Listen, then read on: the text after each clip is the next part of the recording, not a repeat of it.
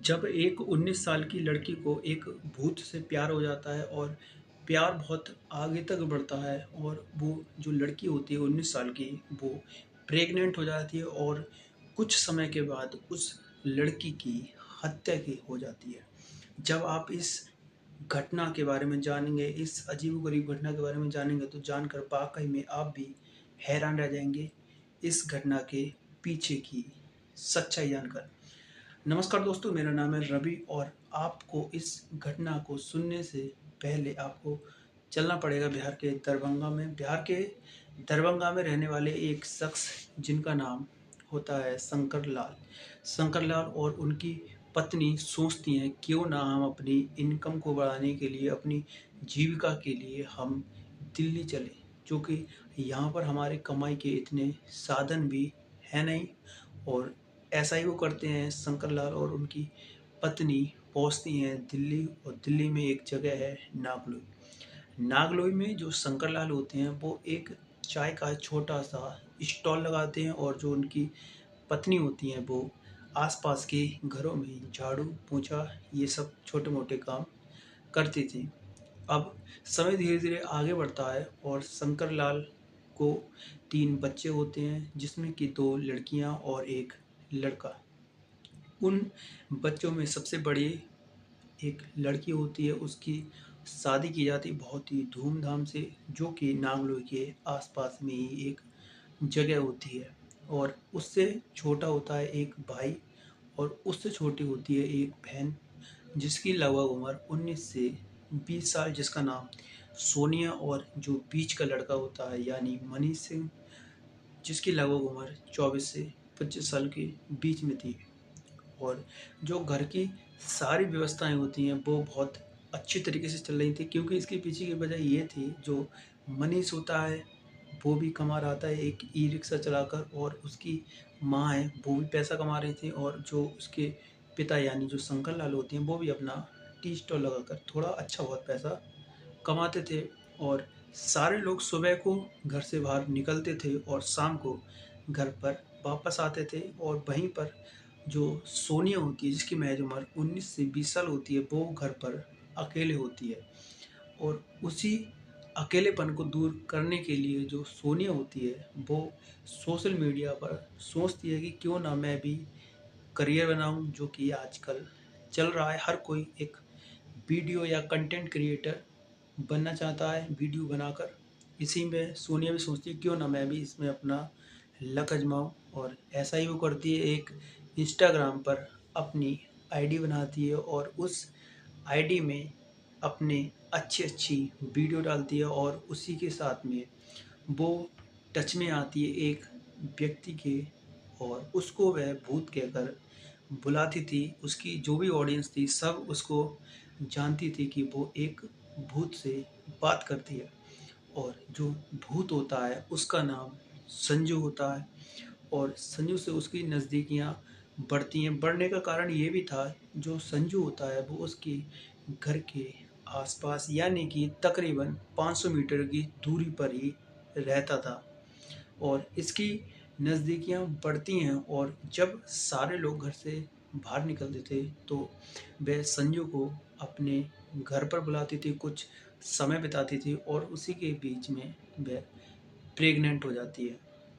अब सारी चीज़ें बहुत बढ़िया चल रही थी और जो लड़की होती है वो भी चाहती थी कि मेरी शादी इससे हो जाए। ऐसा ही होता है, एक दिन वह कोशिश करती है और 21 अक्टूबर 2024 को अपने घर से निकलती है।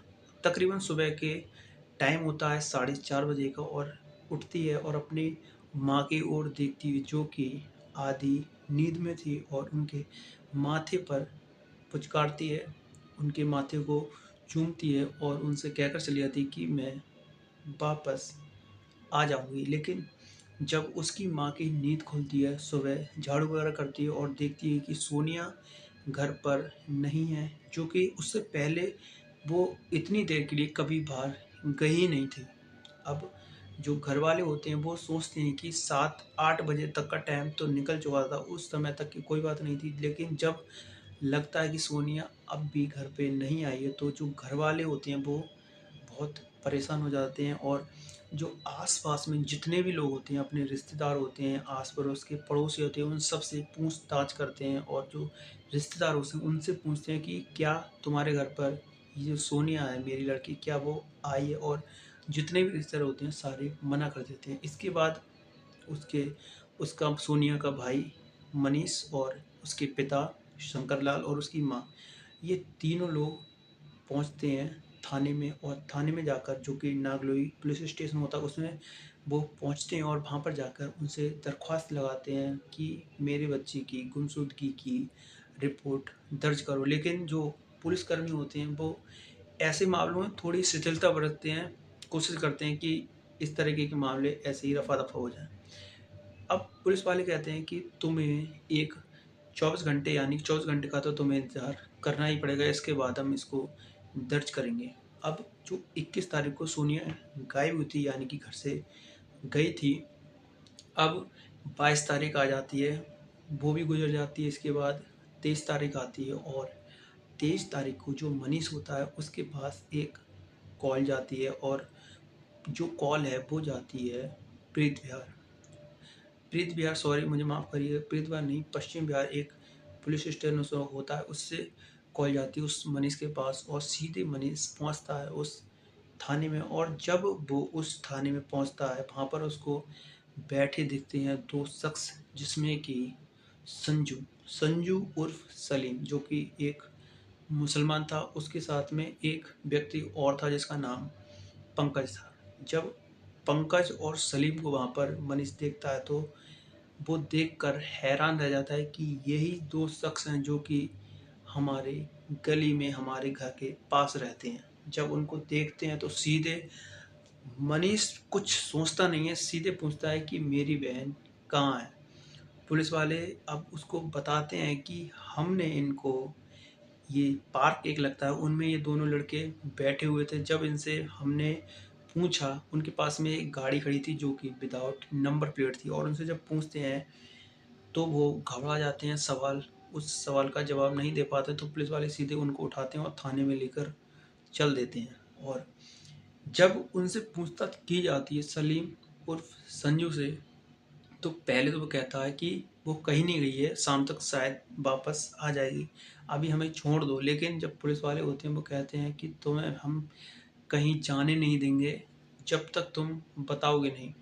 क्योंकि इसके पीछे की वजह ये भी थी, जो मनीष था उसको पहले से ही शक था और उसको पता भी था कि इसकी बहन यानी सोनिया उर्फ सोना का जो अफेयर है, यानी कि उसके संबंध हैं, वो उस सलीम उर्फ संजू से थे। और उसकी जो बहन होती है सोनिया, वो उसको, यानी कि जब चौथा महीना था उसके गर्भ का, तो उसने बताया था अपने भाई के लिए यानी मनीष को। अब जब उससे सख्ती से पूछताछ की जाती है, उसके बाद जो संजू होता है वो सारी इस कहानी की, इस घटना की सारी सच्चाई बताता है, सारी परतें खोलता है। अब वो बताता है कि जो सोनिया होती है वो सुबह को जाती है 21 तारीख को और 22 तारीख को पहुंचती है, यानी कि 22 तारीख लग जाती है। और जब 22 तारीख को पहुंचती है संजू के पास, और संजू बुलाता है उसके लिए रोहतक के पास एक गांव लगता है, जो कि रोहतक वहाँ से 80 किलोमीटर लगभग, और उसके पास एक गांव लगता है जिसका नाम है मदीना। उस पर उस लड़के को बुलाता है, और जो संजू होता है, पंकज, और उसके साथ में एक शख्स, एक व्यक्ति और होता है ऋतिक, तीनों लोग दारू पार्टी करते हैं और वहीं पर उस सोनिया को बुलाते हैं और उस सोनिया को वह पीटते हैं और उसका गला दबाकर उसकी हत्या कर देते हैं। और उसको उसी जगह पर लगभग 8 से 5 फुट का गहरा गड्ढा खोदकर उस सोनिया को उस गड्ढे के अंदर दफना देते हैं। और इसकी जो भनक है वो इस तरह लगती है, क्योंकि उस समय पर जो संजू सलीम होता है वो वहाँ मौजूद नहीं होता, ऋतिक और पंकज होते हैं। अब ये जो बात है फ़ोन पर कर रहा होता है कि इस गड्ढे को थोड़ा ज़्यादा गहरा खोदना, इससे एक व्यक्ति को शक होता है जो कि पश्चिम बिहार पुलिस को सूचित करता है। उसी के आधार पर इस संजू उर्फ सलीम और पंकज को गिरफ्तार किया जाता है।